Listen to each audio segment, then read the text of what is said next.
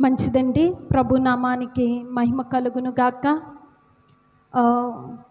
రాత్రి వాక్యాన్ని ధ్యానం చేస్తూ ఫలించే జీవితం కోసం వాక్యం సిద్ధపడాలనే ఆలోచనతో ధ్యానం చేసినప్పుడు దేవుడు దానితో పాటు మరికొన్ని విషయాలు నా ధ్యానంలోనికి అందించటం జరిగింది. దేవుని చిత్తానుసారంగా ప్రభు యేసు ప్రతి ఒక్కరితో మాట్లాడును గాక. 15వ అధ్యాయం 4వ వచనం మరొకసారి చదువుదాం. నా యందు నిలిచియుండుడి, మీ యందు నేనును నిలిచియుందును. తీగ ద్రాక్షావల్లిలో నిలిచి ఉంటేనే కానీ తనంతట తానే ఎలాగూ ఫలింపదో, అలాగే నా యందు నిలిచి ఉంటేనే కానీ మీరును ఫలింపరు. చాలండి. 115వ కీర్తన 13వ వచనం కూడా ఒకసారి చదువుదాం. 115వ కీర్తన 13వ వచనం. పిన్నలనేమి పెద్దలనేమి తన యందు భయభక్తులు గలవారిని యెహోవా ఆశీర్వదించును. యెహోవా మిమ్మును మీ పిల్లలను వృద్ధి పొందించును. భూమి ఆకాశములను సృజించిన యెహోవా చేత మీరు ఆశీర్వదింపబడిన వారు. చాలండి. ఇక్కడ మనం చూస్తే ప్రభు అయినటువంటి దేవుని సన్నిధికి మనం రావటానికి ప్రధాన కారణం ఏంటి అంటే, దేవుని కోసం మనం వచ్చాం. కానీ మన ఉద్దేశం ఒక వంతు ఏంటి అంటే, నేను దేవుని సన్నిధికి వెళ్తే నేను దీవించబడతాను, మేము క్షేమముగా ఉంటాము, మేము భద్రముగా కాపాడబడతాము, ప్రతి కీడు నుండి కూడా దేవుడు మమ్మల్ని తప్పించి రక్షిస్తాడు. నేను దేవుని సన్నిధికి వెళ్తే ప్రతి శోధన నుండి దేవుడు మమ్మల్ని తప్పించి రక్షిస్తాడని ఒక మంచి ఉద్దేశం చేత దేవుని సన్నిధికి వచ్చాం. ప్రభు అయినటువంటి దేవుడు కూడా ఏమంటున్నాడంటే, పిన్నలనేమి పెద్దలనే దేవుని సన్నిధికి ఎవరెవరు వస్తారమ్మా? వయసుతో సంబంధం లేదు. పిల్లలేమి పెద్దలేమి వృద్ధులేమి. అందుకనే కీర్తన గ్రంథం 49వ అధ్యాయం 1వ వచనంలో ప్రభు అయిన దేవుడు అంటాడు, సర్వజనులారా ఆలకించుడి, సామాన్యులేమి సామంతులేమి ధనికులేమి దరిద్రులేమి భూనివాసులారా మీరందరూ ఏకముగా కూడి చెవియొగ్గుడి. హల్లెలూయా. అంటే జాతి భేదం అనేది దేవునికి లేనే లేదు. భాషా భేదము ప్రాంతీయ భేదం అనేది దేవునికి లేనే లేదు. గొప్పవారని పేదవారనే భేదం అసలే లేనే లేదు. అందరినీ ప్రభు అయినటువంటి యేసు తన యొద్దకు రమ్మని పిలుస్తున్నాడు. వచ్చిన మీతో ప్రభు అయిన దేవుడు ఏమంటున్నాడంటే, చెవియొగ్గి నా మాటలు ఆలకించుడు. ఎందుకు ఆలకించాలయ్యా అంటే, ఇందాక ఒక మాట పెట్టి ప్రార్థన చేయటం జరిగింది. సామెతల గ్రంథం 1వ అధ్యాయం 33వ వచనంలో, ఉపదేశం అంగీకరించువాడు సురక్షితముగా నివసించును, కీడు వచ్చినన్న భయము లేక నెమ్మదిగా ఉంటాడంటండి. హల్లెలూయా. ఎట్లా ఉంటాడండి? కీడు వచ్చినన్న భయం అనేది ఆ వ్యక్తికి ఉండదంటండి. ఎవరికి ఉండదండి? ఉపదేశమును అంగీకరించేటువంటి వానికి అమ్మో కీడు వస్తుందేమో, ఉపద్రవం వస్తుందేమో, నన్ను ముంచి వేసేస్తుందేమో, నేను నశించిపోతానేమో అన్న భయం అనేది ఉండదట ప్రియమైన దేవుని బిడ్డ. అందుకనే దావీదు భక్తుడు కూడా ధైర్యంగా ఒక మాట అంటున్నాడు. ఏంటంటే, 10,000 మంది దండెత్తి వచ్చి నా మీద మోహరించినా నేను భయపడను. ఒక్కడే ఉన్నాడు. ఎంతమంది అంటండి? 10,000 మంది దండెత్తి వచ్చి నా మీద మోహరించినా నేను భయపడను. ఎందుకు భయపడను అంటున్నాడంటే, నా పక్షమునున్నవాడు, నాలో ఉన్నవాడు లోకములో ఉన్నవానికంటే బలవంతుడు, ఆయన శక్తిమంతుడు. నేను ఆయన బిడ్డను కాబట్టి ఆయన నన్ను ఏమాత్రం కూడా కుక్కల బలము నుండి ఆయన నన్ను విడిపిస్తాడంటాడు. ఈ రోజునాడు మనం చేసే భక్తి మనకి ధైర్యాన్ని పుట్టించాలి. ఏం పుట్టించాలండి? ఇప్పుడు ప్రియమైనటువంటి దేవుని బిడ్డ ఎందుకు చెవియొగ్గి దేవుని సన్నిధిలో కూర్చోవాలంటే ఉపదేశమును వినేవాడు సురక్షితముగా ఉంటాడు. ప్రియమైనటువంటి దేవుని బిడ్డ, కాబట్టి దేవుడు మనతో మాట్లాడే మాట ఏంటంటే పిన్నలనేమి పెద్దలనేమి ఎవరిని ఆశీర్వదిస్తాడంటండి యేసయ్య? తన యందు భయభక్తులు గలవారిని ఆయన ఆశీర్వదించును. మిమ్మును పిల్లల్ని ఏం చేస్తాడంటండి దేవుడు? వృద్ధి పొందిస్తాడట. హల్లెలూయా. మన ప్రభు అయినటువంటి యేసు దగ్గరకు వచ్చినప్పుడు కొంతమందితో సహవాసం చేస్తే కొన్ని సందర్భాలు మనకి చాలా నష్టాన్ని తెచ్చిపెడతాయండి. కొంతమందితో కొంచెం ఎక్కువ సమయము ఫోన్లో కానివ్వండి, ఎదురుగా కానివ్వండి సంభాషిస్తే ఆ సమయం కొంత నష్టాన్నే తీసుకొచ్చి పెడుతుంది. ఎందుకంటే మన మాటలన్నీ వినేసి మన కష్టమో బాధ వచ్చినప్పుడు వారితో చెప్పుకుంటే ఎక్కడ చెప్పకూడదు అక్కడే చెప్తారు వాళ్ళు, ఎక్కడ మాట్లాడకూడదు అక్కడే మాట్లాడుతూ ఉంటారు. కాబట్టి ఏమవుతుందంటే మనకు నష్టం కలుగుతుంది. కానీ ఒక విషయాన్ని గమనిద్దాం, యేసయ్య సన్నిధిలో మనం కూర్చున్నటువంటి ఈ సమయం మాత్రం మనకు నష్టం ఏమాత్రం కూడా కానే కాదు. నువ్వు మనుషులతో మాట్లాడితే కొంత నష్టం అనేది కొన్నిసార్లు నీకు రావచ్చు, దుఃఖం అనేది నీకు కలగొచ్చు. కానీ యేసయ్యతో నువ్వు ఎంత మాట్లాడినా అది నీకు ఆశీర్వాదం, నీ బిడ్డలకు ఆశీర్వాదమే. కానీ అది నష్టం, కీడు ఏమాత్రం కూడా కానే కాదు. హల్లెలూయా. ఇప్పుడు ఆలోచన చేస్తే ప్రియమైన దేవుని బిడ్డ, ప్రభు అంటున్నాడు మిమ్మును నేను ఆశీర్వదిస్తాను, మీ బిడ్డల్ని ఏం చేస్తాడంట ఆయన? వృద్ధి పొందిస్తాడు. ఎవరి చేత మనం ఆశీర్వదించబడతామంటే భూమి ఆకాశములు కలగజేసినటువంటి దేవుని చేత మనం ఆశీర్వదించబడతామంటే అండి. హల్లెలూయా. ఆయనకి సమస్తము పైన అధికారం ఉంది. ప్రియమైన దేవుని బిడ్డ, నాకు ఒక మాట నా హృదయంలో ప్రభు లోతుగా నాటాడు. ఏంటంటే ఆయన పచ్చని చెట్టును ఎలా చేయగలడంటమ్మా? ఎండిన చెట్టును పచ్చని చెట్టుగా చేయగలిగిన శక్తిమంతుడు ఎవరు అంటే మన ప్రభు అయినటువంటి దేవుడు మాత్రమే. ఆదికాండం 9వ అధ్యాయం 1వ వచనంలో చూస్తే దేవుడైన యెహోవా నోవహును అతని కుమారులను ఆశీర్వదించాడంటండి. ఏం చేశాడమ్మా? ఎవరిని ఆశీర్వదించాడు? నోవహుని అతని కుమారుల్ని ఆశీర్వదించాడట. ఆయన ఏమంటున్నాడు? మిమ్మును మీ పిల్లల్ని నేను ఆశీర్వదిస్తానంటున్నాడు. తండ్రిని మాత్రమే కాదండి, తండ్రి నీతి యథార్థత భక్తిని బట్టి ఎవరిని ఆశీర్వదిస్తున్నాడంటే వారి పిల్లల్ని కూడా ఆశీర్వదిస్తూ ఉన్నాడు. హల్లెలూయా. ఈ రోజు నాడు ప్రియమైన దేవుని బిడ్డ, దేవుడు కూడా అదే అంటున్నాడు. నోవహును బట్టి ఎవరిని ఆశీర్వదించాడంటండి? తన కుమారుల్ని ఆశీర్వదించాడట. ప్రియమైన దేవుని బిడ్డ, ఈ రోజు నాడు నిన్ను బట్టి, నీ భక్తిని బట్టి, నీ ప్రార్థన బట్టి, అమ్మా మీ అబ్బాయిని కొంచెం క్రమపరచు, నువ్వు చేసేటువంటి భక్తిని బట్టి ఆ ఆశీర్వాదం నీకు మాత్రమేనా అంటే నీతో పాటు ప్రియమైనటువంటి దేవుని జనాంగమా మరెవరికి ఇస్తాడండి? నీకు, నీ పిల్ల తరాలకి కూడా దేవుడు స్థిరపరుస్తాడట. హల్లెలూయా. హల్లెలూయా.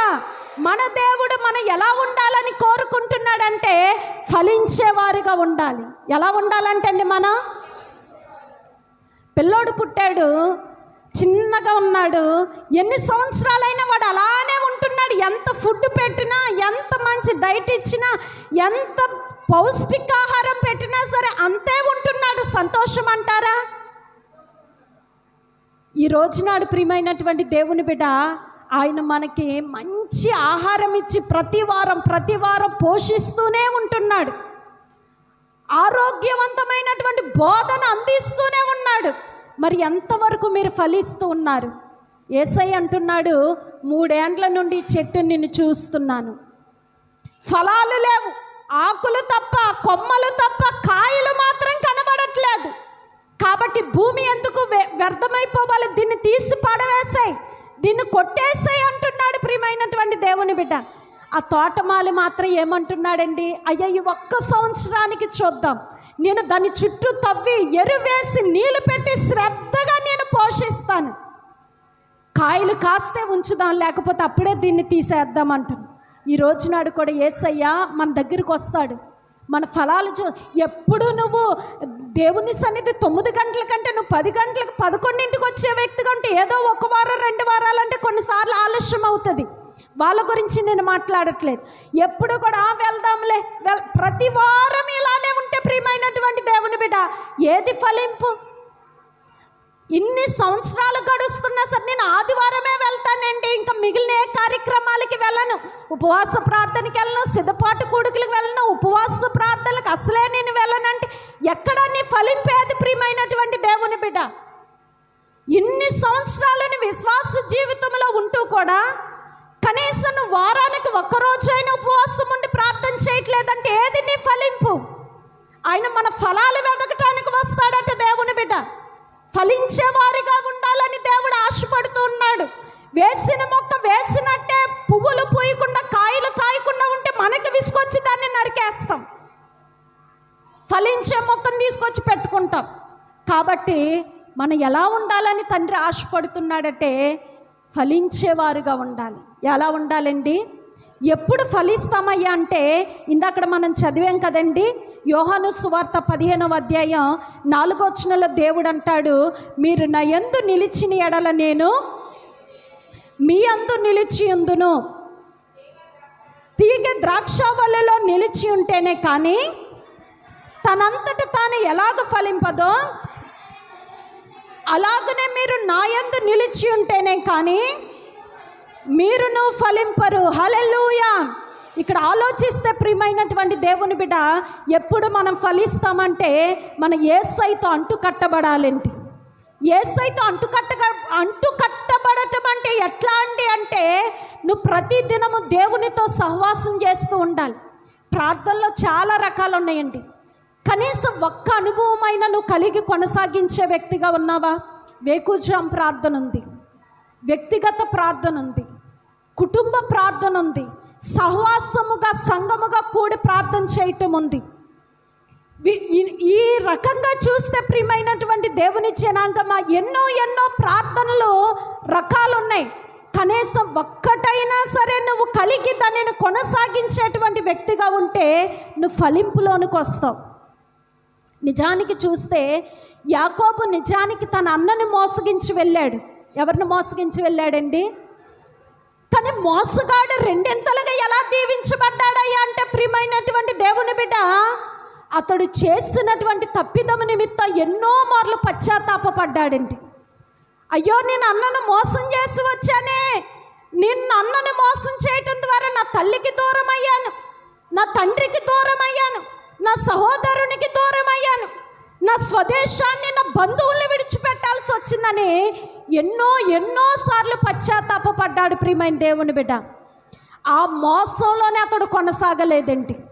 దేవుడికి నచ్చేదేంటో తెలుసండి, నేను తప్పు చేశాను అని తప్పు చేయని వ్యక్తి ఎవరు ఉండరు. కానీ చేసిన పొరపాటు గుర్తెరిగి ఇక దానిని విడిచి నేను మంచిగా బ్రతకాలని ఎవరైతే అనుకుంటారో వారిని బట్టి దేవుడు సంతోషిస్తాడట. హల్లెలూయా. ఒక వ్యక్తి మంచి ప్రవక్త అంటండి, ఎప్పుడు మరొక వ్యక్తి ఆయన మీద సణుగుతూ ఉండేవాడట. ఈయన ప్రవక్తే కానీ ఈయనకి విపరీతమైనటువంటి కోపం, చిరాకు పడిపోవటం. దేవునికి ప్రార్థన చేసేటువంటి వ్యక్తి, దేవునితో సహవాసం చేసే వ్యక్తికి ఎంత కోపం ఉంటుందని విసుక్కుంటూ సనుక్కుంటూ ఉండేవాడంటండి. యేసయ్య ఒకరోజు ఆయనతో మాట్లాడాడట. ఏమని మాట్లాడాడంటే, అయ్యా నువ్వు ఆయన కోపాన్నే చూస్తున్నావు, కానీ అతడు కోప్పడిన తర్వాత నా సన్నిధిలోనికి వచ్చి అయ్యా ఈ కోపం నాలోంచి తీసివేయి, ఎందుకు నేను ఇట్లా చీటికి మాటికి కోప్పడుతున్నానని ఎంత కన్నీళ్లు కార్చి ప్రార్థన చేస్తున్నాడు, ఎంత పశ్చాత్తాపడుతున్నాడో అది నేను చూస్తున్నా. అది నువ్వు చూడట్లేదు కానీ నేను చూస్తున్నాను, అందుకే ఆ వ్యక్తిని నేను ఆశీర్వదిస్తున్నాను అన్నాడట. హల్లెలూయా. ఎవరిష్టమండి యేసయ్యకి? చేసిన తప్పిదము నిమిత్తం పశ్చాత్తాపపడేటువంటి వ్యక్తి అంటే యేసయ్యకి ఇష్టం. అందుకే దేవుడు అంటున్నాడు, అతిక్రమములు దాచిపెట్టుకునేవాడు వర్ధిల్లడు, కానీ వాటిని ఒప్పుకొని విడిచిపెట్టువాడు కనికరమును పొందుతాడంటండి. సామెతల గ్రంథం 28వ అధ్యాయం 13వ వచనంలో వ్రాయబడింది. పేతురు కూడా యేసు ప్రభు ఎవరో నాకు తెలియదని పొరపాటులో భయంతో బొంకేశాడు. కానీ నేను ఆయన తెలుసు అంటే నన్ను కూడా సిలువేసేస్తారేమో, కొరడాలతో కొట్టేస్తారేమో అని భయంతో బొంకేశాడు. కానీ ఎప్పుడైతే తన తప్పిదం తను తెలుసుకున్నాడో ఏం చేశాడండి? కప్పుకోవటానికి, సమర్థించుకోవటానికి, దాచుకోవటానికి ఇష్టపడలేదు. వెలుపలికి పోయి సంతాపపడి ఏడ్చాడంటండి. ఎలా ఏడ్చాడండి? సంతాపపడి ఏడ్చాడంటే ప్రియమైన దేవుని బిడ్డ అంగీకరించబడ్డాడా లేదండి? మంచి అభిషేకాన్ని దేవుడు ఆయనకి ఇచ్చాడు. నిజంగా ఆయన నడుచుకుంటూ వెళ్తే ఆయన నీడ తగిలితే చాలండి, రోగులు బాగుపడిపోయేవారట, దెయ్యాలు పట్టినటువంటి వారికి విడుదల వచ్చేస్తుందట.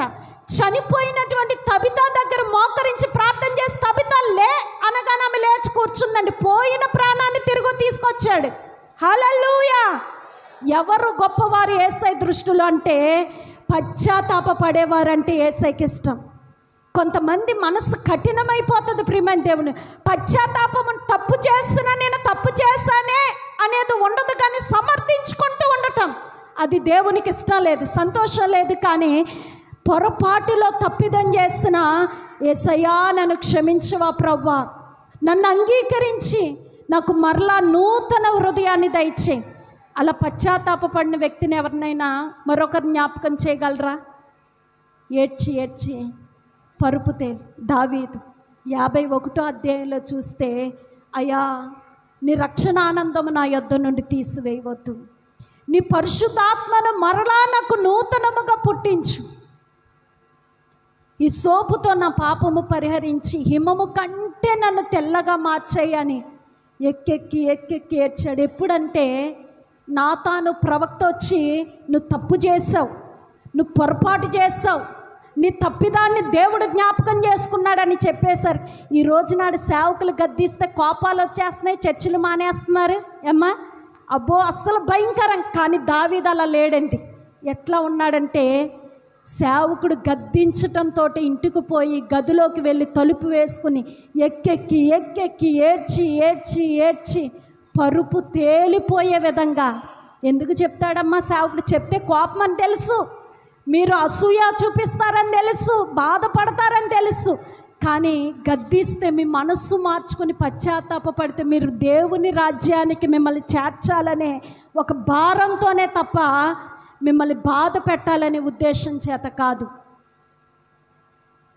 ప్రియమైనటువంటి దేవుని బిడ్డ, దావీదుతో దేవుడు తర్వాత పశ్చాత్తాపడిన తర్వాత అన్నాడు, దావీదుకు నేను శాశ్వత కృపను చూపాను. ఎంత కృప అంటే అండి? శాశ్వత కృపను చూపిస్తున్నానన్నాడు. ప్రియమైన దేవుని బిడ్డ, దేవుడు వాత్సల్యపూర్ణుడండి.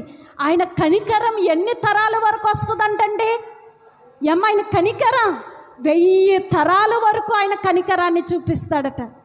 కానీ ఆయన కోపం మాత్రం 3-4 తరాలకు మాత్రమే. కానీ ఆయన కనికరం మాత్రం 1000 తరాలకి. ప్రియమైనటువంటి దేవుని జనాంగమ, కాబట్టి మనం ఆయన కనికరాన్ని పొందుకునేటువంటి వ్యక్తులుగా ఉండాలి. హల్లెలూయా! ఆలోచన చేస్తే ఎలా ఉండాలని ప్రభు అయిన దేవుడు ఆశపడుతున్నాడండి.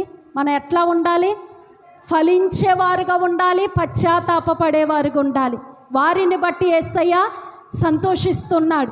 ఎప్పుడు ఫలిస్తామంటే ప్రభు అంటున్నాడు, తీగ ద్రాక్షవల్లులో నిలిచి ఉంటేనే కానీ వేరుగా ఉంటే అది ఎండిపోతుంది, వాడిపోతుంది తప్ప ఫలించదు.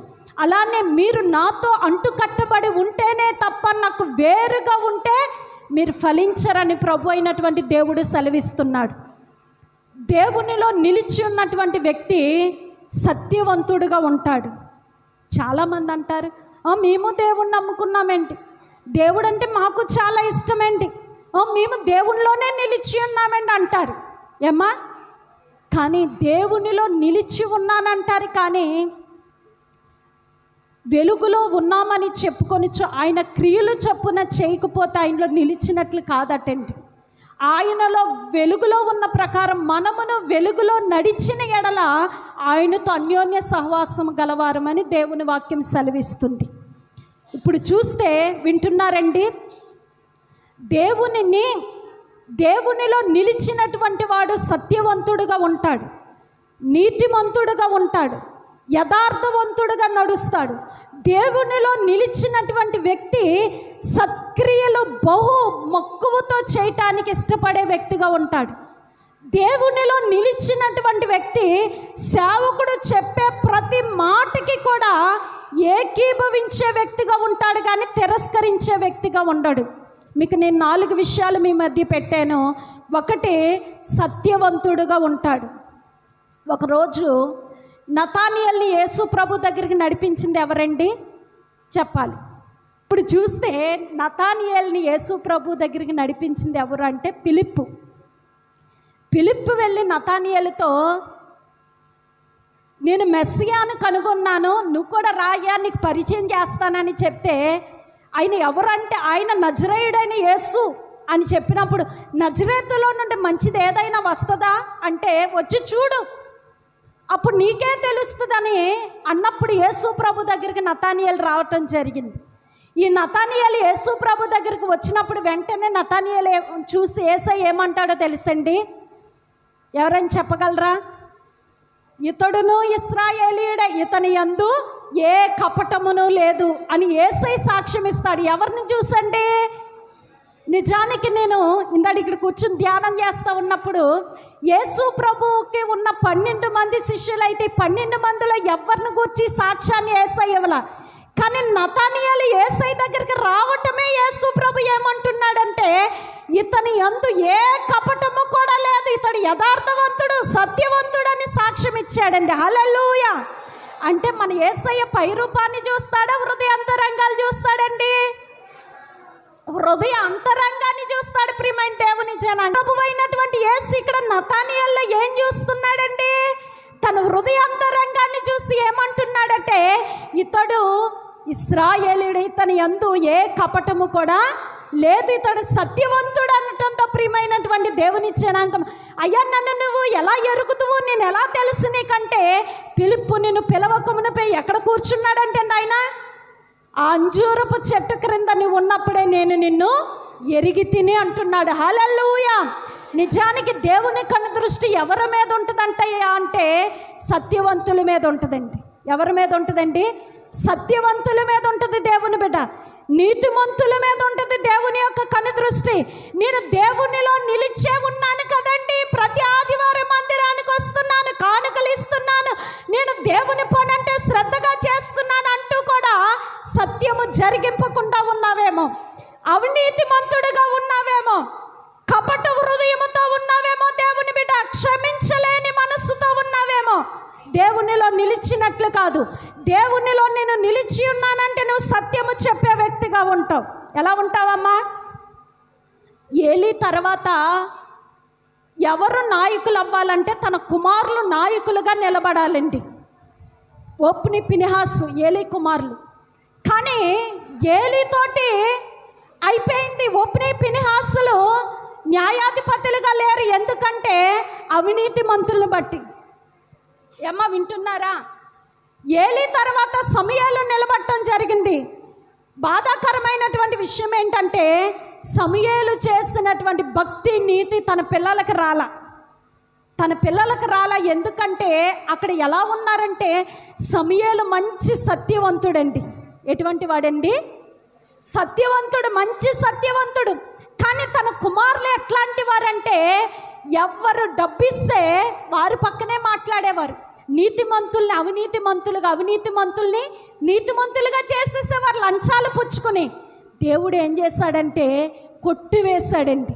ప్రజలే అన్నారు, అయ్యా నీ పిల్లలు మాకొద్దు, వారిలో సత్యము లేదు. ఏమి లేదంటండి, ప్రజలు ఏం కోరుకుంటున్నారమ్మా? సత్యవంతులు మాకు నాయకులుగా ఉండాలి, యథార్థవంతులు మాకు కావాలని ప్రియమైనటువంటి దేవుని బిడ్డ, దేవుడు మాత్రమే కాదండి ప్రజలు కూడా కోరుకుంటున్నారు.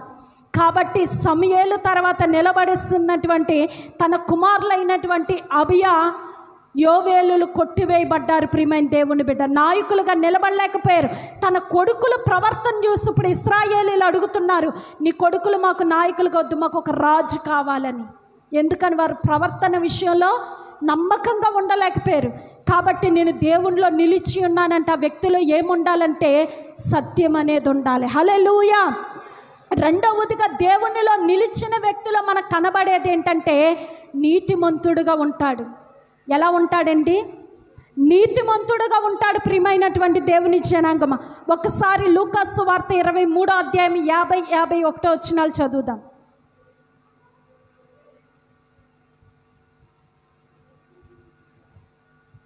లూకాసు వార్త 23వ అధ్యాయం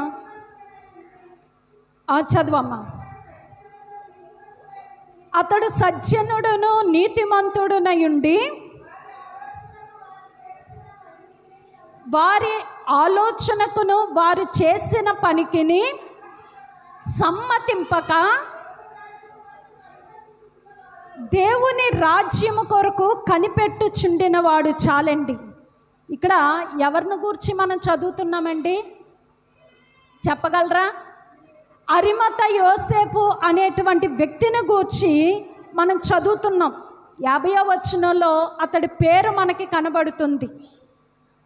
అతడు ఎలాంటి వాడంటే ప్రియమైనటువంటి దేవుని జనాంగమా, సజ్జనుడును నీతిమంతుడునై ఉన్నాడట. ఎన్ని విషయాలు ఇంట్లో కనబడుతున్నాయండి? 2 విషయాలు మొదటిగా చూస్తే అతడు సజ్జనుడట, మంచి ప్రవర్తన కలిగిన వాడు. అమ్మ వింటున్నారా? నా వైపు చూడ. స్వస్థ బుద్ధి కలిగినటువంటి వాడు. రెండవది నీతిమంతుడు. ప్రియమైనటువంటి దేవుని బిడ్డ, వారు చేసినటువంటి పనికి సమ్మతించలేదంటండి. ఎవరు చేసిన పనికండి? అక్కడ ఉన్నటువంటి యూదులు యేసు ప్రభుని పట్టుకుని ఆయనను కొరడాలతో కొడుతూ, ఆయన మీద సిలువను ఎత్తి గొలగొతా కొండ వరకు నడిపిస్తూ ఆయనని సిలువేసి చంపటం ఈ యొక్క అరిమత యోసేపుకి అసలు ఇష్టం లేదు, నచ్చలేదు. నా బంధువులే కదా, నా వారే కదా, నా పట్టణ ప్రజలు, నా ప్రాంతం వారే కదా అని వారితో ఏకీభవించలేదు. ప్రియమైనటువంటి దేవుని జనాంగమా, ఈ రోజునాడు లోకం ఎట్లా ఉందంటే, మనవారైతే ఒకలా తీర్పు తీరుస్తుంటారు, మనవారు కాకపోతే మరొకలా తీర్పు తీరుస్తుంటాడు. కానీ ఇతడు సజ్జనుడు నీతిమంతుడని ఎందుకు తీర్పు తీర్చబడిందంటే, ఇక్కడ వ్రాయబడినటువంటి మాట ప్రియమైన దేవుని బిడ్డ, వారు చేసిన పనికి సమ్మతించలేదు. తన బంధువులే కావచ్చు, తన పట్టణ ప్రజలే కావచ్చు, కానీ వారు చేసిన పనికి సమ్మతించాడంటారా? అంటే దుర్నీతి కార్యాలతో ఏకీభవించేటువంటి మనసు అరిమత యోసేపుకి లేదండి. దోహ కార్యాలతో ఏకీభవించేటువంటి మనస్సు అనేది ప్రియమైనటువంటి దేవుని జనాంగమా అతడికి లేనే లేదు. హల్లెలూయా. కాబట్టి యేసు ప్రభు వారు ప్రియమైనటువంటి దేవుని జనాంగమా చనిపోయిన తర్వాత ఎవరి సమాధిని కోరుకున్నాడు అంటే, ఎంతోమంది గొప్పవారు గనులు ఎంతోమంది ఆ ప్రాంతంలో ఉన్నప్పటికీ కూడా అరిమత యోసేపు సమాధిని కోరుకున్నాడు. ఎందుకనండి? అతడు సజ్జనుడు నీతిమంతుడని వ్రాయబడింది. ఈ దినాలలో మనం చనిపోయిన తర్వాత మనం పాతి పెట్టడానికి గొయ్యి తీస్తూ ఉన్నారు. కానీ ఆ దినాలలో ఏం చేసేవారంటే, వారు బ్రతుకుండగానే సమాధిని తొలిపించుకుని భద్రం చేసుకునేవారు. అదేవిధంగా అరిమత యోసేపు కూడా బ్రతుకుండగానే, అయ్యా నేను చనిపోతే ఈ సమాధిలో పాతి పెట్టండి సమాధి తొలిపించుకోవటం జరిగింది. అదొక రాతి సమాధి. దేవుని బిడ్డ, యేసు ప్రభు చనిపోతే ఆ సమాధిలోనే పెట్టడం జరిగింది. హల్లెలూయా. కాబట్టి ప్రియమైనటువంటి దేవుని జనాంగమా, సామెతల గ్రంథం 1వ అధ్యాయము 13వ వచనాన్ని చదువుకుందాం. సామెతల గ్రంథం 1వ అధ్యాయం 13వ వచనం నేను చదువుతాను, వినండి. పలు విధములైన మంచి సొత్తులు మనకు దొరుకును, మన ఇండ్లను దోపుడు సొమ్ముతో నింపుకొందుము, నువ్వు మాతో పాలివాడవై ఉండుము, మన అందరికీ సంచి ఒకటే ఉండునని వారు నీతో చెప్పినప్పుడు, నా కుమారుడా నీవు వారి మార్గమున పోకుము, వారి త్రోవలయందు నడవకుండా నీ పాదము వెనుకకు త్రీసుకొనుము. కీడు చేయుటకై వారి పాదములు పరుగులెత్తును, నరహత్య చేయుటకై వారు త్వరపడుచుందురు. చాలండి. ఇక్కడ చూస్తే అమ్మ ఒక్క మాట గురించి నేను ఈ వాక్యాన్ని తీసుకున్నా. వారు చేసిన పనికి ఈ యొక్క అరిమత యోసేపు ఏకీభవించాడంటారా? సమ్మతించాడంటారా? సమ్మతించలా. దేవుడు కూడా అదే అంటున్నాడు. దొంగ అంటాడట, వరే దొంగతనం చేద్దానికి వెళ్దారా, విలువైన మంచి సొత్తులు మనకి లభిస్తాయి, దోపుడు సొమ్ముతో మన ఇండ్లను నింపుకుందాము, మనందరికీ సంచి ఒకటే వచ్చాక పంచుకుందామని ప్రేరేపిస్తూ ఉంటాడట. ప్రియమైనటువంటి దేవుని జనాంగమా, కానీ దేవుడు అంటున్నారు, వారు నిన్ను ప్రేరేపించినప్పుడు ఏమాత్రం కూడా వాడితో నువ్వు ఏకీభవించొద్దు. ఏం చేయకూడదంటండి. కాబట్టి ఇక్కడ కూడా యోసేపు ప్రియమైనటువంటి దేవుని బిడ్డ అరిమత యోసేపు సమాధినే దేవుడు కోరుకోవటానికి కారణం ఏంటంటే నీతిమంతుడు, సజ్జనుడు. దేవునిలో నిలిచినవాడు ఎలా ఉంటాడంటండి, ఒకటి ముందుగా చెప్పబడింది సత్యవంతుడుగా ఉంటాడు, రెండవది నీతిమంతుడుగా ఉంటాడు. నిజంగా వాక్య గ్రంథాల్లో నీతిమంతుల కోసం ఎన్ని వాగ్దానాలు ఉన్నాయంటే కొన్ని కోట్ల కొలది వచనాలు వాగ్దానాలు ఉన్నాయండి. వాటిలో కొన్ని ధ్యానం చేద్దాం. నీతిమంతుని కొరకు దేవుడు దాచుంచిన మేలు ఎంతో గొప్పదని వ్రాయబడింది. నీతిమంతుని కొరకు ఆశీర్వాదపు వాక్కులు చాలా ఉన్నతంగా ఉన్నాయి. ప్రియమైనటువంటి దేవుని జనాంగమా, నీతిమంతుడు అంటండి చిగురాకు వలె వృద్ధి పొందుతాడట. ఎవరు వృద్ధి పొందుతారండి? ఎలా వృద్ధి పొందుతాడంటండి? చిగురాకు వలె వాడు వృద్ధి పొందుతాడట. 92వ కీర్తన 12వ వచనంలో వ్రాయబడింది, నీతిమంతుడు ఖర్జూర వృక్షం వలె మవ్వు వేస్తాడట. ఏం చేస్తాడంటండి? ఖర్జూర వృక్షం వలె మవ్వు వేస్తాడట. అతడు లెబానోను పర్వతం మీద దేవదారు వృక్షం ఎదిగినట్లు ఎదుగుతాడు. ఎవరండి? నీతిమంతుడు. నీతిమంతుని గురించి మరొక మాట చూస్తే సామెతల గ్రంథం 10వ అధ్యాయం 3వ వచనంలో నీతిమంతుడను ఆయన ఆకలి కొననీయడంటండి. ఎవరిని ఆకలి కొననీయడమ్మా? నీతిమంతులు ఆయన ఆకలి కొననీయడట. అదే 10వ అధ్యాయం 21వ వచనంలో చూస్తే ప్రియమైన దేవుని జనాంగమా, నీతిమంతుని పెదవులు అనేకులకు ఉపదేశము చేయనట. హల్లెలూయా. ఒకటి, నీతిమంతుడు చిగురాకు వలె వృద్ధి పొందుతాడు. నీతిమంతుడు ఖర్జూర వృక్షం వలె మవ్వు వేస్తాడు. నీతిమంతుడు ఆకలి కొననీయడు దేవుడు. మరొక మాట చూస్తే నీతిమంతుని పెదవులు అనేకులకు ఉపదేశం చేస్తాయి అంటండి. యోబు నీతిమంతుడా దుష్టుడండి? ఒక మాట చూస్తే యోబును గూర్చి యోబు గ్రంథం 1వ అధ్యాయం 7వ వచనంలో, నీవు నా సేవకుడైన యోబు సంగతిని గూర్చి ఆలోచించితివా? అతడు ఎలాంటి వాడంటండి? యథార్థవంతుడు, సత్యవంతుడు, దేవుని యందు భయభక్తులు కలిగి చెడుతనమును విసర్జించిన వాడు భూమి మీద అతని వంటివాడు ఎవ్వడునూ లేడని దేవుడు ఎవరి ఎదుట సాక్ష్యం ఇస్తున్నాడండి? దేవుని ఎదుట సాక్ష్యం ఇస్తున్నాడు. హల్లెలూయా. ఎంత మంచి దేవుడవేసయ్యా, నువ్వెంత మంచి దేవుడవేసయ్యా, చింతలన్నీ తీరేనయ్యా నిన్ను చేరగా. ఎంత మంచి దేవుడవేసయ్యా, నా చింతలన్నీ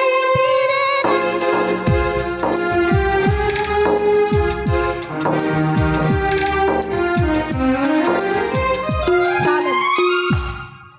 ఒక విషయం నిజానికి అమ్మ పిల్లలు కూర్చోవాలి నాన్న.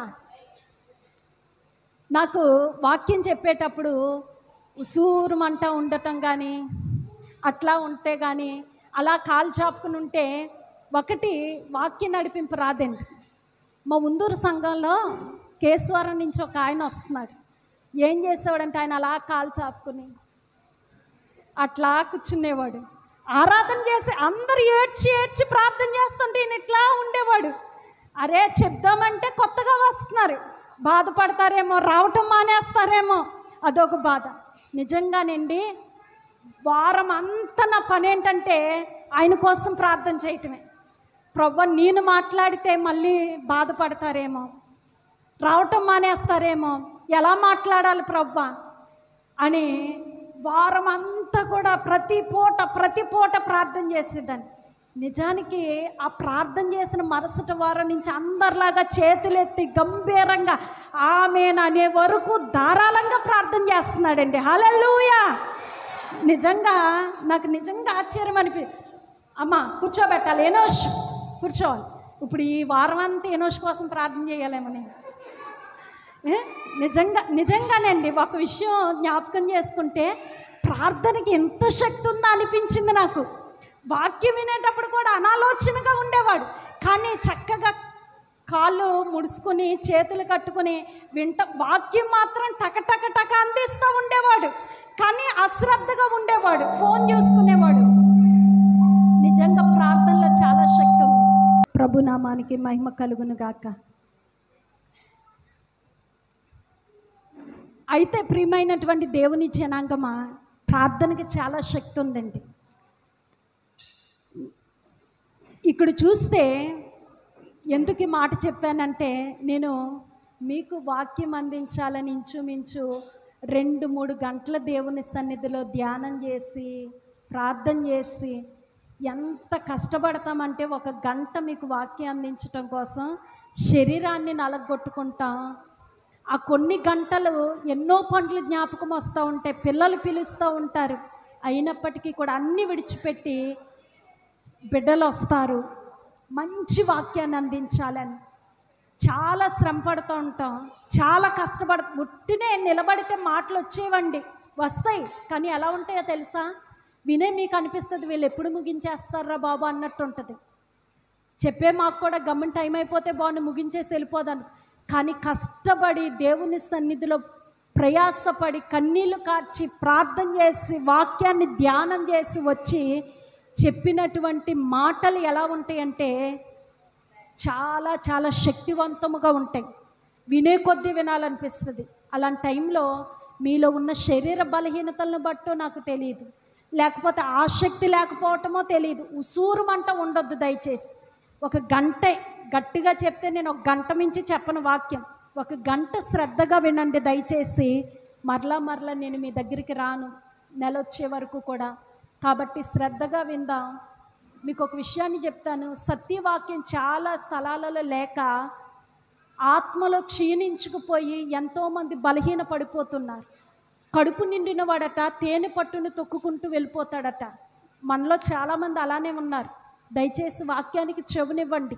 తర్వాత దినాలలో తూర్పు పడమర ఉత్తర దక్షిణ ధ్రువాల్లో వెతుకుతారట యెహోవా వాక్కు కోసం, వారికి అందదటండి.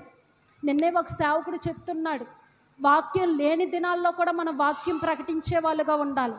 వాక్యం లేని దినాల్లో మనం వాక్యాన్ని ప్రకటించేవారుగా ఉండాలంటే కొన్ని వచనాలు మన హృదయాల్లో ఉండాలండి. కాబట్టి ఈ మాట సంఘానికి తెలియపరచాలని నాకు అనిపించింది. గమనించండి, కొన్ని వచనాలు మీ హృదయాల్లో పెట్టుకోండి ప్రియమైనటువంటి దేవుని బిడ్డ. అది మీకు జీవం. ఆలోచన చేస్తే రాయబడిన మాట, నీతిమంతుడు ఎట్లా ఉంటాడండి? చిగురాకు వలె ఉంటాడు, వృద్ధి పొందుతాడు, ఖర్జూర వృక్షం వలె మొవ్వు వేస్తాడు. నీతిమంతుడు ఆకలిగొననీయడు, నీతిమంతుని పెదవులు అనేకులకు ఉపదేశము చేయును. సామెతల గ్రంథం 14:34 వ్రాయబడింది, నీతి జనములు ఘనతకెక్కుటకు కారణం. ఏమ్మా, నీతి జనముల్ని దేవుడు ఏం చేస్తాడంటే అండి, వాస్తవమా కాదమ్మా మాట? యోసేపు నీతిమంతుడా కాదండి? గణపరచబడ్డాడా లేదండి? గణపరచబడ్డాడు. ఇవన్నీ మీకు చెప్పటానికి కారణం ఏంటంటే, ఇవన్నీ విని మీ నీతిగా బ్రతకాలి, యథార్థంగా బ్రతకాలి, నమ్మకంగా బ్రతకాలని ఒక మంట మీలోనికి తీసుకుని రావాలని. అది నాకు సాధ్యం కాదు, దేవుడే మీ హృదయాలు మండించును గాక. హల్లెలూయా. చెప్పటం వరకే మేము ప్రియమైన దేవుని బిడ్డ. నేను నాటాను, అపోల్లో నీళ్లు పోసాడు, వృద్ధి కలగజేసేది ఎవరని చెప్పాడండి పౌలు? దేవుడే. అదేవిధంగా మేము నాటాము, కొంతమందిని నీళ్లు పోస్తూ ఉన్నాం, వృద్ధి పొందించేది ఎవరు అంటే దేవుడే. ఆ బాధ్యత ఆయనది ప్రియమైన దేవుని బిడ్డ. ఎప్పుడు వృద్ధి పొందుతామంటే దేవుని యొక్క వాక్యం మనం విన్నప్పుడు. హల్లెలూయా. కాబట్టి నేను దేవునిలో నిలిచి ఉన్నాను అని అనుకుంటారు, కానీ చాలామంది సత్యము జరిగించరు. కానీ నిలిచి ఉన్నటువంటి వ్యక్తి సత్యము జరిగించే వ్యక్తిగా ఉంటాడు, సత్యము మాట్లాడే వ్యక్తిగా ఉంటాడు, సత్యము చెప్పే వ్యక్తి నిత్యము నిలుస్తాడు. దానికి మన ఎవరి యొక్క జీవితాలను చూసామంటే, సత్యముతో బ్రతికిన వ్యక్తి సమూయేలు చివరి దినము వరకు కూడా న్యాయాధిపతిగా ఉన్నాడు. తన కుమారులు అసత్యంలో నడిచారు. నిలిచి ఉన్నారా? కొట్టివేయబడ్డారండి. కొట్టివేయబడ్డారు ప్రియమైనటువంటి దేవుని బిడ్డ. రెండవదిగా చూస్తే, నీతిమంతుడు ఆయనలో నిలిచిన వాడు నీతిమంతుడుగా ఉంటాడు.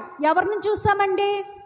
ఏమ్మా, అరిమతయు యోసేపుని చూసాం, తర్వాత యోబుని చూసాం. ఈ యొక్క అరిమత యోసేపు ఎట్లా ఉన్నాడండి? సజ్జనుడును నీతిమంతుడునై ఉన్నాడు. హల్లెలూయా.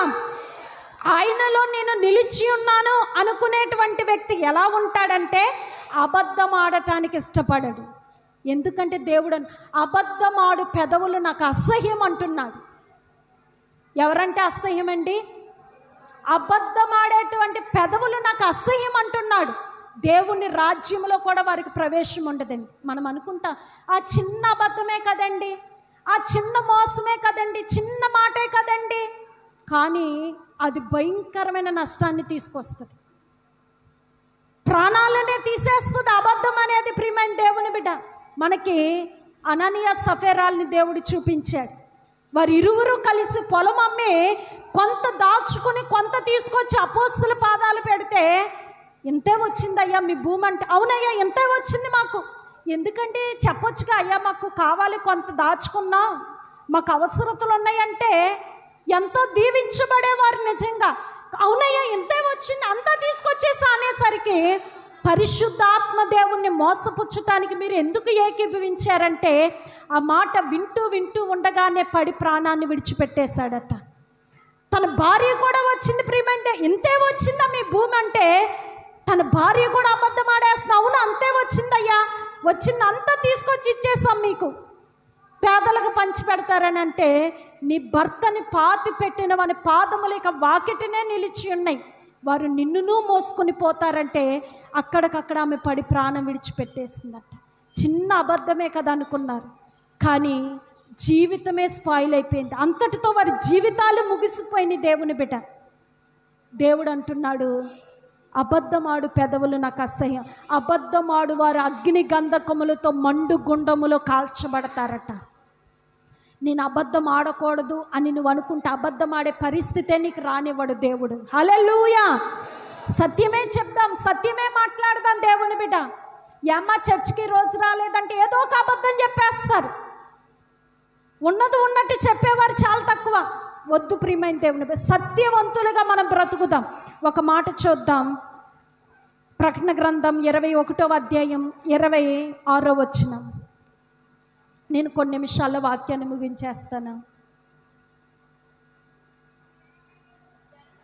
జనులు తన మహిమను ఘనతను దానిలోనికి తీసుకుని వచ్చేదరు.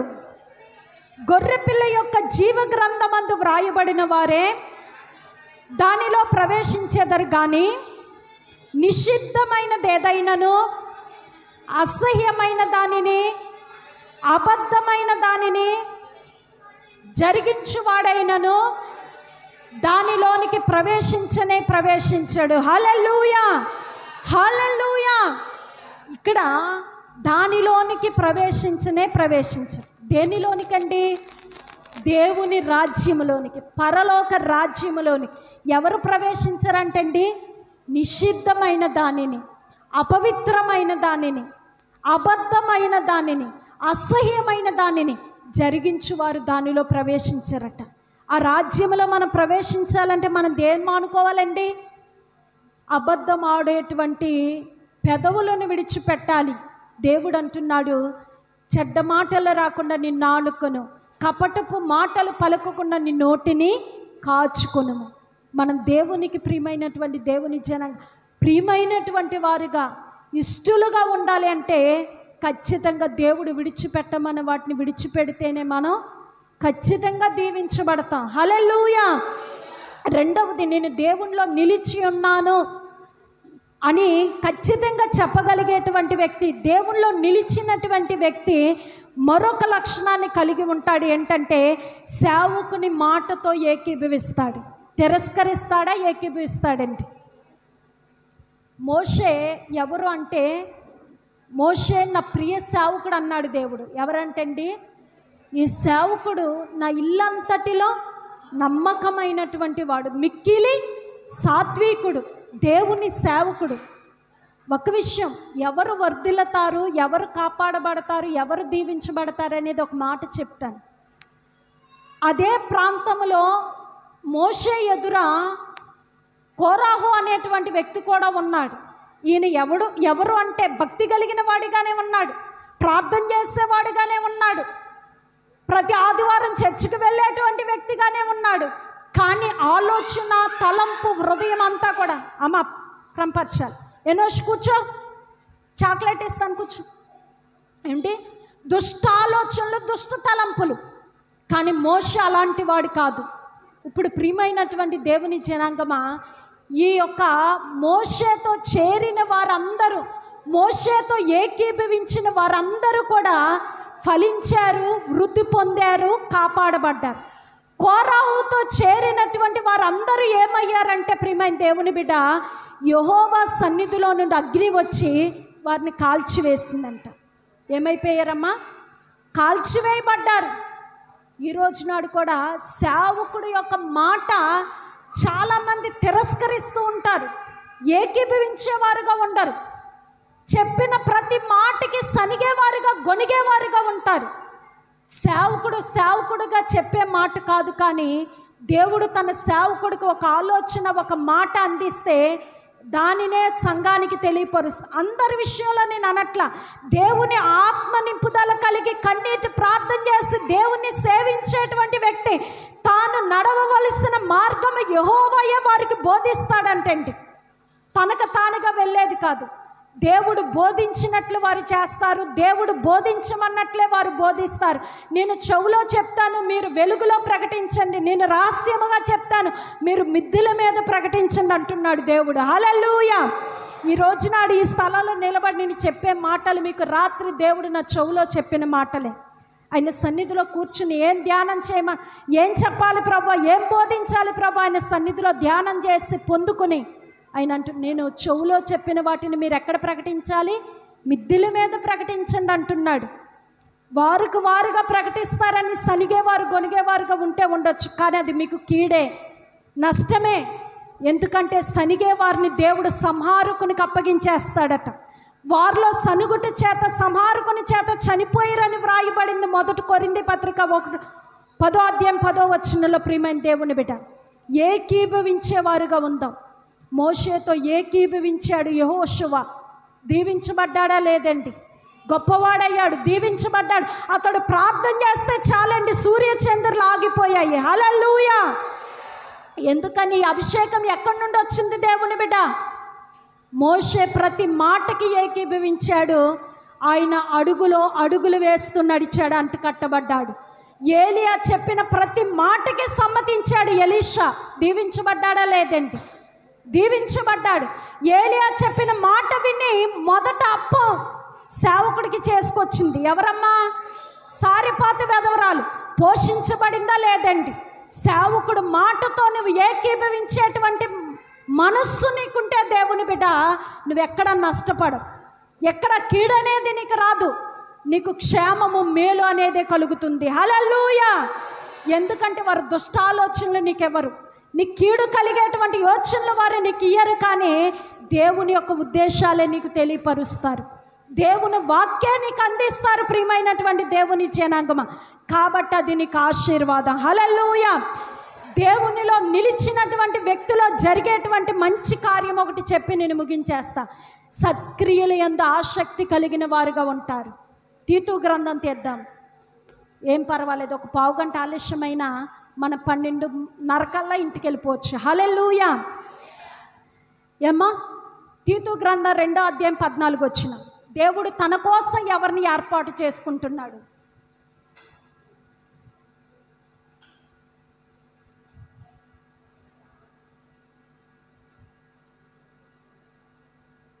రెండవ అధ్యాయం 14 వచ్చిన తీతు గ్రంథం పేజీ నెంబర్ 198. ఆయన సమస్త దుర్నీతి నుండి, వింటున్నారండి, ఆయన సమస్తమైన దుర్నీతి నుండి మనలను విమోచించి సత్క్రియల యందు ఆసక్తి గల ప్రజలను తన కోసము పవిత్రపరుచుకొని తన సొత్తుగా చేసుకొనుటకు తన్ను తానే మన కొరకు అప్పగించుకొనెను. హల్లెలూయా. దేవుడు తన కోసం ఎవరిని ఏర్పాటు చేసుకుంటున్నాడంటే సత్క్రియల యందు ఆసక్తి కలిగిన వారిని తన కోసం ఏర్పాటు చేసుకుంటున్నాడండి.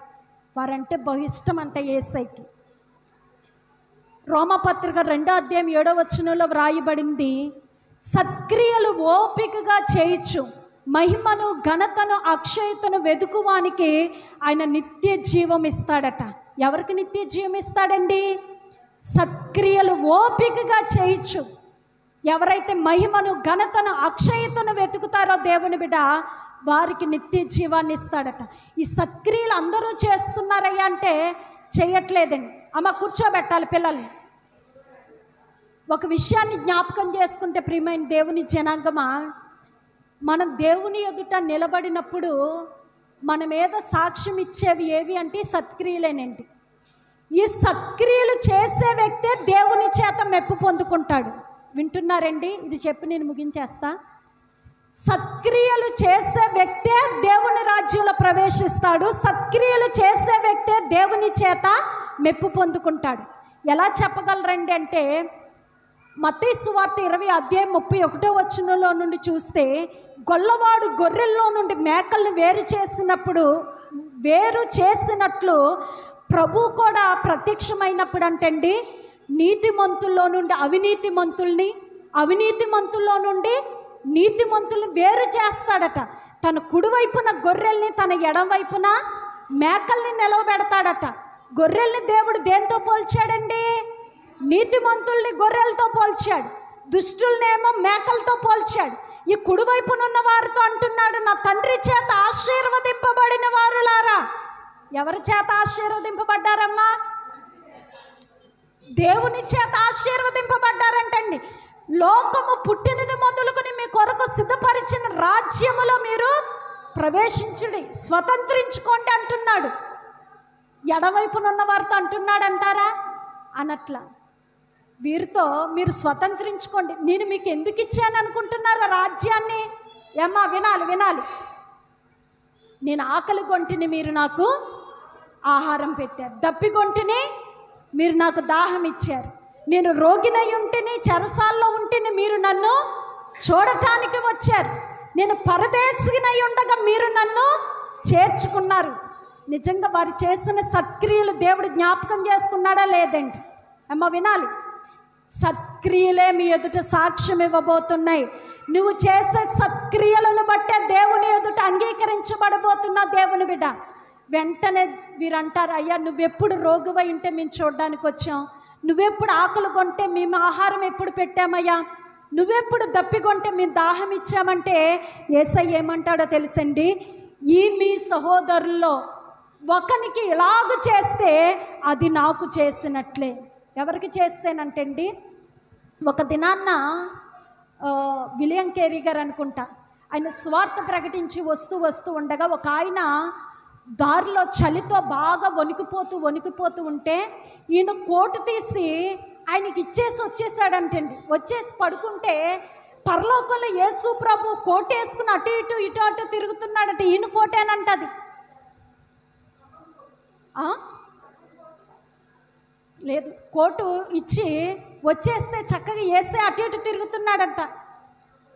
అదేంటి ప్రభు, నేను ఆ వ్యక్తికి ఇచ్చాను కదా, ఈ కోటు నువ్వెలా వేసుకున్నావంటే, ఈ అల్పులైన మీ సహోదరులు ఒకరికి ఇలాగ చేస్తే అది నాకు చేసినట్టే అన్నాడట. హల్లెలూయా. ఇప్పుడు ఈ ఎడవైపున ఉన్న వాళ్ళు పిసినారోళ్ళు అంటండి. ఆకలితో వస్తే గుప్పుడు అన్నం మెతుకులు కొంచెం అన్నం పెట్టే మనసు లేనటువంటి వాళ్ళట. ఇలా జీవితకాలం అంతా పేదోళ్ళని పిలిచి ఒక్క వస్త్రాన్ని కూడా ఇచ్చిన వారు కాదంటండి. దప్పికొని ఉంటే కనీసం గుక్కుడు మంచినీళ్ళు కూడా ఇవ్వలేదంటండి. వీళ్ళు అంటున్నారు, ప్రియమైనటువంటి దేవుని జనాంగమా, అక్రమము చేయవారులారా మీరు నా యొద్ద నుండి పొండి, వీరు అగ్నిగుండములోనికి పొండంటే వీరు అంటున్నారు, వీరితో అంటున్నాడు యేసయ్య, నేను దప్పికొని మీ దగ్గరకు వచ్చాను, మీరు నాకు మంచినీళ్ళు ఇలా, ఆకలి కొని మీ దగ్గరికి వచ్చాను, నేను నాకు ఆహారం పెట్టాలా, నిన్ను రోగినై ఉండగా మీరు నన్ను చూడడానికి రాలా. అమ్మో వెళ్తే పెట్రోల్కి ఒక 100 రూపాయలు అవుతుంది, వెళ్తా ఖాళీగా వెళ్ళకూడదు, ఒక 100 రూపాయలు అట్టుపల్లో ఏయో కాయలు పట్టుకెళ్ళాలి, ఇదంతా మాకెందుకు అని రోగంతో ఉన్న సహోదరుల దగ్గరికి చూడడానికి కూడా వెళ్ళలేదంటండి. చెరసాలలో ఇబ్బందుల్లో ఉంటే కనీసం పరామర్శించడానికి కూడా వెళ్ళలేదట.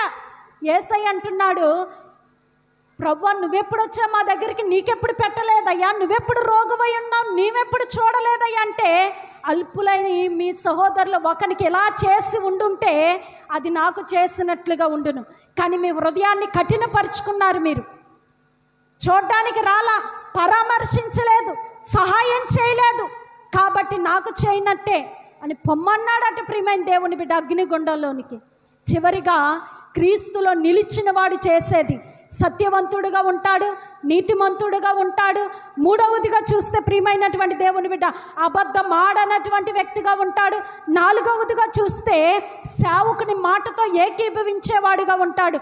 ఐదవదిగా చూస్తే ప్రియమైనటువంటి దేవుని జనాంగమా సత్క్రియలు చేసేటువంటి వ్యక్తిగా ఉంటాడు. ఎలా ఉంటాడండి? ఈ సత్క్రియలు చేస్తే మాకు ఉపయోగం ఏంటండి అనుకుంటే ఒక మాట చూద్దాం. కీర్తనల గ్రంథం 41వ అధ్యాయం 1వ వచనం చదువుదాం. కీర్తనల గ్రంథం 41వ అధ్యాయం 1వ వచనం చదవండి. బీదలను కటాక్షించువాడు ధన్యుడు, ఆపత్కాలమందు యెహోవా వానిని తప్పించును, యెహోవా వానిని కాపాడి బ్రతికించును. అమ్మా, భూమి మీద వాడు ధన్యుడగును, వాని శత్రువుల ఇచ్చకు నీవు వానిని అప్పగింపవు.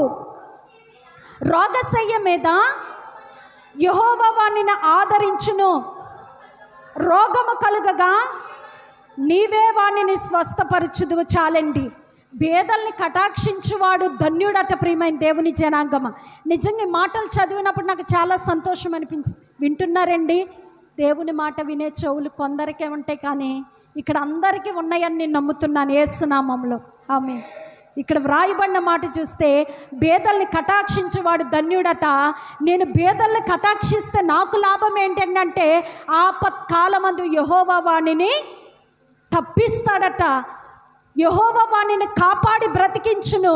భూమి మీద వాడు ధన్యుడగును, వానిని శత్రువుల ఇచ్చకు వాడిని అప్పగించడట. ప్రియమైనటువంటి దేవుని బిడ్డ, రోగము కలుగగా దేవుడే వానిని స్వస్థపరుస్తాడటండి. హల్లెలూయా.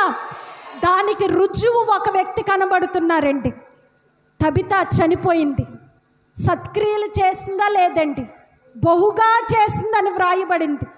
ధర్మకార్యాలు, సత్క్రియలు చేసిందంట ప్రియమైన దేవుని బిడ్డ. ఆమె కాయిలా పడి చనిపోగా పేతురుని పిలిపించి, అయ్యా ఈమె బ్రతికినప్పుడు ఈ వస్త్రాలు కుట్టి మాకు ఇచ్చిందని ఎవరు సాక్ష్యం ఇస్తున్నారండి? వెధవరాండ్లు సాక్ష్యం ఇస్తా ఉన్నారు దేవుని బిడ్డ. సత్క్రియలు గణపరచబడినయా లేదండి? ఆ క్రియలే ఆమెను గూర్చి సాక్ష్యం ఇస్తా ఉన్నాయి దేవుని బిడ్డ. వెంటనే పేతురు వచ్చి ప్రార్థన చేస్తే దేవుడు అంటున్నాడు, రోగశయ్య మీద ఉండగా నీవే వాణ్ణిని బాగు చేయదు అనే మాట అక్కడ నెరవేర్చబడింది. మరలా దేవుడు ఏం చేస్తాడంటే ఆమె క్రియలని, కార్యాలని దేవుడు జ్ఞాపకం చేసుకుని, ఆమె చేసిన మంచి పనుల్ని జ్ఞాపకం చేసుకుని మరలా దేవుడు ఆమెకి ఏమి ఇచ్చాడమ్మా? ఆయుష్నిచ్చాడు. హల్లెలూయా. ఆరోగ్యాన్ని ఇచ్చాడు దేవుని బిడ్డ. సామెతల గ్రంథం 22వ అధ్యాయం 9వ వచనంలో వ్రాయబడింది, దయాదృష్టి గలవాడు తన ఆహారంలో కొంత దరిద్రులకు ఇచ్చును, అట్టివాడు దీవెన పొందునని వ్రాయబడింది. మనమే తింటూ ఉంటాం, మనమే తింటూ ఉంటే అది కాదమ్మా ఆశీర్వాదం. మన ఆహారంలో కొంత దరిద్రులకు పెడితే అదే ఆశీర్వాదం అంటే. హల్లెలూయా.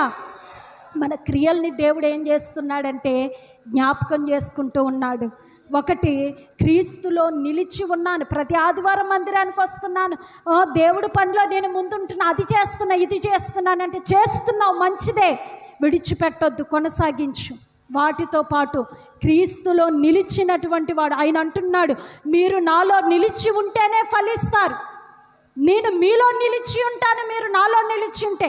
ఆయనలో నిలిచినటువంటి వారు చేసే పనులు మరలా జ్ఞాపకం చేస్తున్నా, సత్యవంతుడుగా ఉంటాడు, నీతిమంతుడుగా ఉంటాడు, అబద్ధం ఆడనేరడు. నాలుగోది, సేవకుని మాటతో ఏకీభవించేవాడుగా ఉంటాడు. ఐదవదిగా చూస్తే సత్క్రియలు ఇష్టముతోటి, ఆసక్తితో చేసేవాడిగా ఉంటారు. మీరు అనుకుంటున్నారేమో మేము పేదలకు సహాయం చేస్తే నష్టపోతామేమో, మాకు తక్కువైపోతుందేమోనండి వారికి పెడితే అని ఒకవేళ అనుకుంటున్నారేమో. లేదు లేదు, మీరు ప్రియమైనటువంటి దేవుని జనాంగమా, వారికి ఇచ్చే కొద్దీ వర్ధిల్లుతూనే ఉంటారు. కొర్నేల్ని మనం చూసాం, అతడు సత్క్రియలు, ధర్మకార్యాలు బహుగా చేశాడంటండి. పరలోకానికి డైరెక్ట్గా చేరిపోయి దేవదూత వచ్చి అంటుంది, కొర్నేలు, నీ ప్రార్థనలు, నీ ధర్మకార్యాలు జ్ఞాపకార్థంగా దేవుని సన్నిధిలో చేరాయ్యా. నిజానికి మనం ఎంత ఖర్చు పెట్టుకుంటున్నామో, మనం ఎంత తింటున్నామో, ఇవేమి పరలోకానికి చేరట్లా. పేదలకు ఎంత సహాయం చేస్తున్నావో, నీ ఎదుటి వారి ఇబ్బందుల్లో ఉన్నప్పుడు ఏ సహాయం చేస్తున్నావో, ఎవరైనా హాస్పిటల్లో ఉన్నప్పుడు పరామర్శించడానికి వెళ్ళి వారిని ధైర్యపరుస్తున్నావో, ఇది దేవుడు చూస్తున్నాడు. ఇవి దేవుని రాజ్యానికి చేరుతున్నాయి. వాని క్రియలు వాని వెంట పోవునని ఆత్మదేవుడు చెప్పుచున్నాడు. హల్లెలూయా, హల్లెలూయా. ఒక్క విషయాన్ని చెప్పుకొని ముగించుకుందాం. దేవుడు ఎవరిని ప్రేమిస్తున్నాడు, ఎవరిని దృష్టిస్తున్నాడంటే పేదల్ని. ఈ లోకం ఎవరినైతే బాగా నిషేధిస్తుందో, ఎవరినైతే ఎన్నిక చేయదో వారిని జ్ఞాపకం చేసుకుంటున్నాడండి. దేవుడు అంటాడు, అయ్యా నువ్వు పగటి విందైనా రాత్రి విందైనా చేయనప్పుడు నువ్వు ఎవరిని పిలవాలంటే, మనం ఎవరిని పిలుస్తాం? మన బంధువుల్ని పిలుస్తాం, ముఖ్యుల్ని పిలుస్తాం, మంచి గనులైనటువంటి వారిని పిలుస్తాం. ఎంత గొప్పవారు మన ఇంటికి వస్తే అంత ఘనత మనకి. అవునా కాదండి? వింటున్నారా? అయిపోయిందా ఓపిక? ఆసక్తిగా అనిపించట్లేదమ్మా? ఈ మాటలు చెప్పుకొని ముగించేసుకుందాం. ఏమ్మా, ఎంత గొప్పవారు మన ఇంటికి వస్తే అంత ఘనత. కానీ యేసయ్య ఏమంటున్నాడో తెలుసండి, ఈ లోకం ఎవరిని నిర్లక్ష్య పెడుతుందో వారికి దేవుని హృదయంలో గొప్ప స్థానం ఉందండి. నువ్వు విందు చేయనప్పుడు గుడ్డివారిని, కుంటువారిని, అంగహీనుల్ని, వస్త్రహీనుల్ని, అటు వ్యాధిగ్రస్తుల్ని వారిని పిలిచి వారికి భోజనం పెట్టి పంపించు. ఎందుకంటే వారు మరలా తిరిగి నీకు ఉపకారం చేయటానికి వారి దగ్గర ఏమీ లేదు. కాబట్టి నువ్వు ప్రతి ఉపకారం పొందుకుంటావు. ఎక్కడంటే నా యొద్ద. నువ్వు నీకు తగిన వారిని, నీ బంధువులు పిలిస్తే మరలా వారు ఏం చేస్తారండి? ఉపకారానికి ప్రతి ఉపకారం చేసేస్తారు. నీకు ఫలం ఏముండదు. కాబట్టి నువ్వు ఎవరికి ఉపకారం చేయాలంటే, సత్క్రియల కోసం నేను తీసుకున్నాను. ఎవరికి ఉపకారం చేయాలంటే మరలా నీకు తిరిగి చేయటానికి సామర్థ్యం లేని వారికి చేస్తే ఆ ఫలం ఎక్కడ ఉంటుందంటే పరలోకంలో ఉంటుందట దేవుని బిడ్డ. హల్లెలూయా. నేను ఇస్తే ఏమిస్తావు, నేను పెడితే ఏం పెడతావు, నువ్వు వస్తే ఏం తీసుకొస్తా, ఇవన్నీ కాదు దేవుని బిడ్డ. ఆశీర్వాదాన్ని తీసుకొచ్చేవి. మరలా ఆశించకుండా చేసేదే సత్క్రియ. నేను ఇస్తున్నాను, మరలా వాళ్ళు ఏమిస్తారు అనేది ఆశించకుండా చేసేది సత్క్రియ. ఈ కొర్నేలు కానివ్వండి, తబితా కానివ్వండి, ఆ విధంగా సత్క్రియలు చేశారట. యోబు కూడా అంటాడు, నేను గుడ్డివారికి కళ్ళు అయ్యాను, కుంటువారికి కాళ్ళు అయ్యాను, బెదవరాళ్ళకి నేను అండగా నిలబడ్డాను, తండ్రి లేని వారికి నేను తండ్రిగా ఉన్నానని. కాబట్టి అతడు దేవుని ఎదుట గణపరచబడ్డాడు. ఊజు దేశంలో యోబు అంత ధనవంతులు ఎవ్వరూ లేరనేటువంటి ఒక సాక్ష్యం అనేది దేవుడే ఇచ్చాడు. హల్లెలూయా. దేవుని సన్నిధిలో ప్రార్థన చేయటం, వాక్యం చదవటం, దేవుని మందిరానికి రావటంతో పాటు సత్క్రియలు అనేవి ఖచ్చితంగా మనం కలిగి ఉండాలి. అవే మనం దేవుని రాజ్యంలో ప్రవేశించటానికి ఒక బాటని, మార్గాన్ని ఏర్పాటు చేస్తాయి. హల్లెలూయా. దేవుడి మాటలు మీ హృదయాలలో ముద్రించును గాక.